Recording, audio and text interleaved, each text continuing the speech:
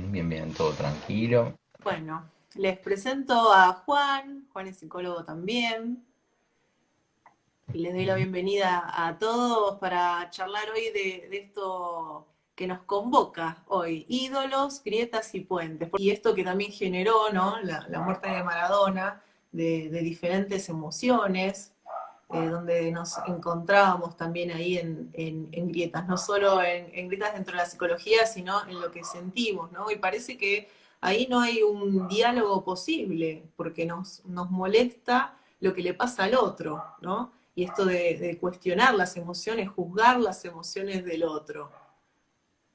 Sí, es loco porque eh, a la hora de pensar en algo que nos molesta, o que cuestionemos, bueno, pensamos, no sé, ideas, cosas que pensás, pero acá en este caso, y lo que estuve observando que se dio un montón, es el cuestionamiento de emociones, es qué sentís, y digo, es raro hasta de plantear. Hace un ratito conversamos antes del vivo en que, bueno, a nosotros, y digo, por lo menos a nuestra generación y algunas de más adelante, no sé, no tuvieron ese, y a nadie le explica que cuestionar emociones ajenas muy difícilmente te llega a buen puerto. Y, o por lo menos pensarlo desde, digo, es muy difícil que te lleve un encuentro con el otro. ¿No? Cuestionar sus emociones en cualquier ámbito, ya sea alguien que está teniendo un ataque de pánico o eh, alguien que eh, se expresa de una manera o de otra respecto de la muerte de Maradona, ¿no? Ujú. Sí, y en ese caso, digamos, para los que lo sentían a Maradona como un ideal, como un ídolo, ¿no? La muerte de él representa también una caída, porque hay algo que este ideal no pudo, que es vérselas con la muerte, ¿no? Entonces, eso también genera emociones, genera un duelo particular, ¿no? Porque no es solamente la admiración de un futbolista, sino de todo lo que había logrado, ¿no? Y que lo que decíamos es que, bueno, cada uno lo verá de manera diferente, ¿no? Pero hay algo que se da a veces de no poder diferenciar al autor de su obra, ¿no? Y donde ahí se empieza a mezclar un poco qué es lo que estamos idolatrando, qué es lo que estamos homenajeando o aplaudiendo en todo caso. ¿Es el futbolista? ¿Es el personaje? ¿Es el escritor con su obra? ¿Es la pintura del pintor? ¿O es lo que hizo con su vida personalmente? ¿No? Parece que ahí es donde se mezclan un montón de cosas y se pretende de este ideal que responda a esas expectativas, ¿no? Donde no puede haber una falla, no puede faltar nada, tiene que estar completito, perfecto, esto que decíamos de lo impecable, ¿no? Claro, digo, se abren como eh, dos caminos para pensar esto, me parece. Como, por un lado, pensar en Maradona como un ídolo muy particular, digo, y con sus particularidades, y por otro lado pensar en esto, en la impecabilidad que le exigimos a nuestros ídolos o referentes. En primer lugar, digo, me parece que eh, a la hora de pensar en como ídolo, cómo está compuesto, entre comillas, ¿no? Digo, podemos hablar de su obra como, digamos, hablando estrictamente en términos futbolísticos, como algo así muy indiscutible y muy fuera del alcance de la gran mayoría de prácticamente todos los futbolistas profesionales, ¿no? Eh, por otro lado, su obra extrafutbolística, pero en el mundo del deporte, digo, él no solo fue referente deportivo, sino también humano, digo, como fue referente también encabezando luchas y reclamos futbolísticos, digo, como por sus compañeros absolutamente respetado, digamos, que en ese ambiente también digo, se constituyó como referente más allá de lo bien que jugaba, ¿no? Y también yendo más a lo extradeportivo, digo, alguien de un origen muy humilde que pudo llegar a la cima absoluta del deporte sin transar, entre comillas, ni con el poder, ni con, digamos, como hay muchos elementos que nos permiten pensar en que cómo es Maradona, ¿por qué no? Digamos, ¿qué elementos compondrían al Maradona ídolo, ¿no? Ahora bien, digo, por otro lado, lo de la impecabilidad, ¿no? Digo, hay muchas cuestiones de la vida personal de Maradona que, eh, que son desde ya muy cuestionables, digo, es algo que eh, no cuestionables desde, bueno, pará, vos qué hiciste, sino digo, es algo que ninguna de las personas que lo idolatra replicaría, al menos de la boca para afuera, digamos. Y nos pone como un poco en paradoja de, bueno, es una persona, en definitiva, como cualquiera de nosotros, era. Eh, Todavía y cuesta simbolizarlo, sí, o sí, ya no sí, sí, está. cuesta ponerle la palabra adecuada. Y pero bueno, un poco, por lo menos de lo que veníamos conversando antes, ¿no? Como de que nos pone en movimiento a pensar en, bueno, ¿qué, qué queremos? ¿Qué es esto de vivir con un ídolo? ¿Qué le pedimos? ¿Qué queremos de alguien para qué un referente? Digamos, eh, ¿qué valor tiene mantener una conducta visiblemente impecable en tu vida personal? Ujú.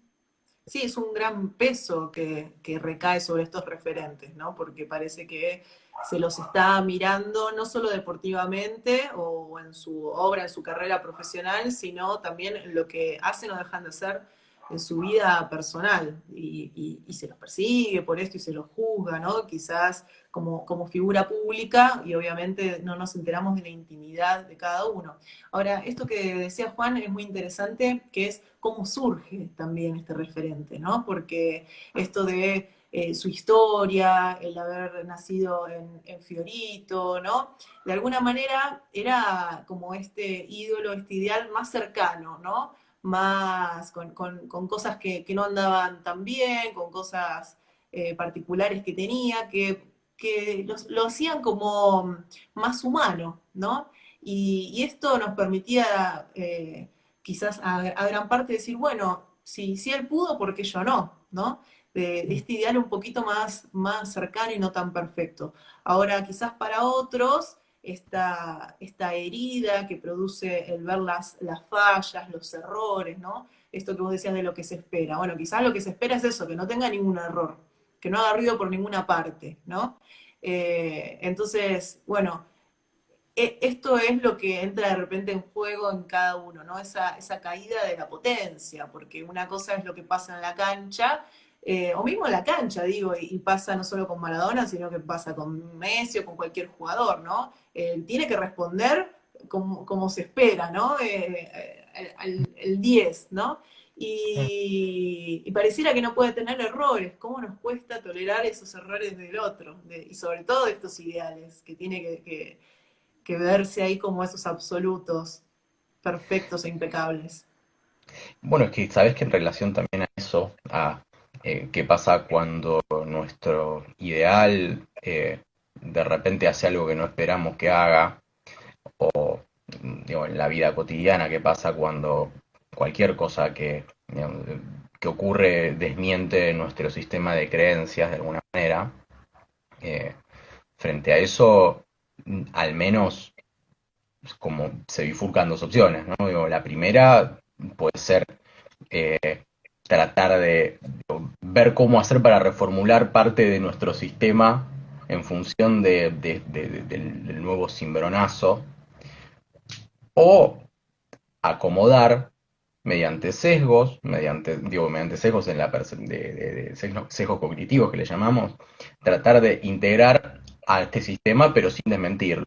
Digo, empiezan a surgir a partir de ahí como ideas como eh, que pueden ir desde el mismo desdén o desde desprecio porque el tipo se haya comportado mal con sus parejas, como decir, bueno, eh, hacer de cuenta como que no existe. Digo, me acuerdo de las defensas psicoanalíticas, ¿no? Tipo desmentida, desestima. Digo, puedes hacer como, puedes desmentirlo, bueno, eso no. O sea, sí acepto lo que decís, pero eso no va. O podés hacer como que directamente no existe, puedes desestimarlo, tipo, en esos términos, que tipo es vivir como si eso no hubiera ocurrido. Tal cual. Y, y por otro lado, digo, ahí es donde veo el punto más paradójico, ¿no? Y volviendo a lo que decías antes, digo, bueno, quizás también era tan ídolo porque lo sentíamos más cercano, sentíamos también que era una persona eh, como, como nosotros. Ujú. Digo, El peso que recae sobre estos referentes, porque se los, se los ubica como los representantes de la Argentina, ¿no? Esto que vos decías de la Argentinidad. Entonces, implica un pensamiento que es un razonamiento totalmente inductivo, ¿no? Todos los de Argentina son iguales, todos son igual que Maradona, entonces lo que haga él en la cancha, o bueno, también en su vida privada, los define a todos los que viven bajo un mismo territorio. No tiene nada que ver, no es para nada lógico ese pensamiento, pero que algo se pone en juego de eso. un poco funcionamos así, o sea, digo, un indiscutible principio de economía cognitiva que le llamamos nosotros, que es tratar de a partir de cierta abstracción de regularidades, eh, aplicar razonamientos inductivos, de que la vida, las cosas son de determinada manera y si vemos uno, dos, tres detalles, listo, las cosas son así. Entonces, cuando digo, tenemos como una vertiente que va por ese lado, hay otra que se puede poner un poco más minuciosa, que a partir de cierta información que no sea tan coherente con ese sesgo, porque pensar así obviamente está repleto de sesgos. Tal cual. Y, y bueno, funcionan como en paralelo, ¿no? A veces el pensamiento minucioso, más que para evitar los sesgos, termina sirviendo para confirmarlos. Digo, es como, bueno, le damos como un poco más de marco y más de pompa a eso que pensamos con los codos. ¿No? El poder ver que Dalma es una hija y que son personas, ¿no? Que les pasan cosas, que tienen sus dificultades, pero sin embargo les exigimos que estén ahí, por lo menos en la cancha, rindiendo, ¿no? Y que no haya error posible.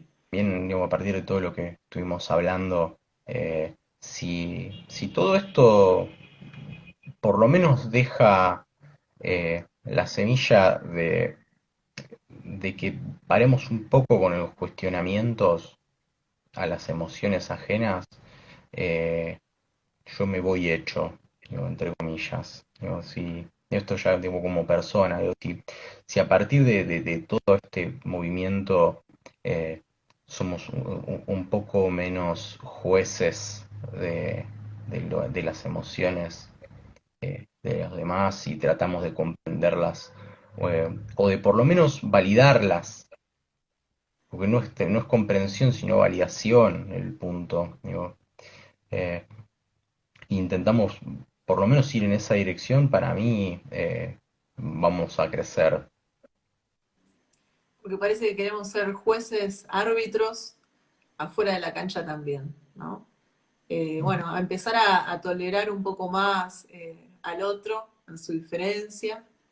y, y poder ver a estos referentes como, bueno, como jugadores o como autores de una obra con errores y bancarnos eso. Sí, sí. Bueno, te agradezco, Juan, muchas gracias por participar y los que están del otro lado también, que con sus Gustavo, Marina, comentarios también nos hicieron pensar. Seguramente estemos subiendo después este video, así que bueno, un placer haber compartido esta noche pensando un poquito acerca de estos ídolos que en tantas cosas nos hacen sentir. lo mismo digo. Bueno, muchas gracias a todos y gracias a vos, Marina. Hasta luego, gente, gracias. Hasta luego. Chau, chau.